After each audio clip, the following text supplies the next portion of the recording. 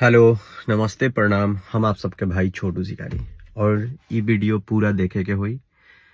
जेकरा भी फीड में ई वीडियो गइल बा, चाहे जे भी हमार फॉलोअर बा, ओकरा ई वीडियो अगर दिखत होई तो पूरा वीडियो देखे के होई। काहे कि ई वीडियो देखल एकदम जरूरी बा। एमे कुछ हम बात बताएम और बतावे के कारण है, कुछ दिन से हम वीडियो ऐसे फेसबुक पर बना के और इंस्टाग्राम पर अपलोड करतनी कुछ बात के कि हमार फॉलोअर बने 40-50 हजार और पेज पर 1-1.5 लाख, इंस्टा पर 4 लाख। तो अगर जे भी हमरा के फॉलो कइले बा तो कुछ देखेला, सुनेला, जानेला ही कइले बा। तो हमार फर्ज ही बनता कि अगर कुछ भी गलत हम देखतानी या कुछ भी सही, तो हम आप सबके बीच में शेयर करी। अगर आप सबके भी पास ये सब बात, आप सब भी शेयर करी ताकि लोग जागरूक होके कुछ पता चले कि हाँ ऐसे ऐसे होला, ऐसे कैसे होला। ठीक बा। तो हम ये वीडियो ऐसे बतावता नहीं कि सारा लोग तक वीडियो जाओ और ज्यादा से ज्यादा लोग शेयर भी कर दी वीडियो के, ताकि ये जागरूकता फैलावल जरूरी बा। ये वीडियो बा हैकिंग से रिलेटेड। अभी 2-4 दिन पहले हमारा मोबाइल हैक हो गए रहे, व्हाट्सएप, फोन, सब कुछ। तो जल्दी जल्दी हम रिकवर कैनी, रीसेट मार देनी। हमारा तो 230 GB डाटा उड़ गई, फैक्ट्री रीसेट मार देनी। वीडियो, ऑडियो, गाना सारा कुछ उड़ गई, खत्म हो गई, जीरो हो गई बा मोबाइल। ओकरा बाद व्हाट्सएप हमार हैक करके ऊपर और लोग के भी ऐप भेज के ओकरा के हैक कैले रहे उ हैकर। ओकर बाद पैसा भी मंगैले रहे कुछ लोग से, बहुत लोग पैसा डाल भी देले रहे। ओकरा बाद फिर व्हाट्सएप रीसेट कैनी, सारा फोन पे, गूगल पे सब डिलीट कैनी, इंस्टा, फेसबुक हटैनी, यूट्यूब हटैनी कि हैक मत हो जाए। फिर व्हाट्सएप इंस्टॉल कैनी तो उ नंबर से चालू ना होता रहे, काहे कि 2 सेटअप वेरिफिकेशन उ लगा देले रहे।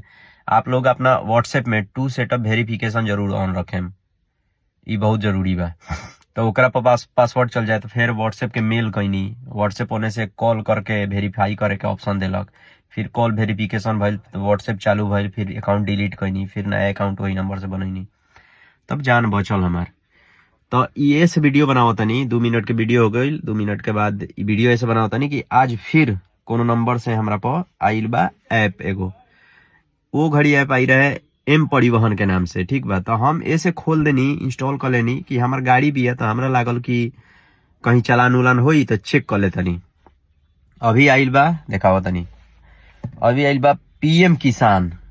ठीक बा, पीएम किसान एपी के ह। तो ई अगर आप सबके भी व्हाट्सएप पे ही जाता तो एकरा के डाउनलोड या इंस्टॉल नहीं करे के।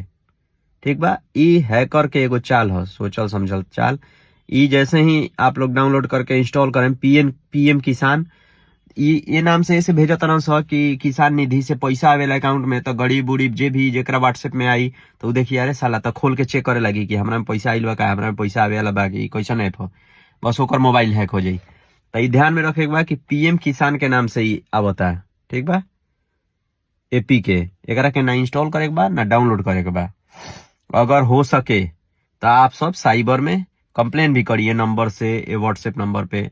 ऐसे वो तो बहुत साथी होलन स जैसे जल्दी पता ना चली, लेकिन आप सब कंप्लेन भी करी। और ई एकदम कोनो प्रकार के एपी के व्हाट्सएप पर ऐप आवता है या कहीं भी, तो ओकरा के डाउनलोड या इंस्टॉल नहीं करे के, सतर्क रहे के बा। ना तो फिर जो हमार हाल भई रहे, पूरा व्हाट्सएप, पूरा आईडी हैक, मोबाइल हैक, सब हैक हो जाई। तो ये से बचे के बा।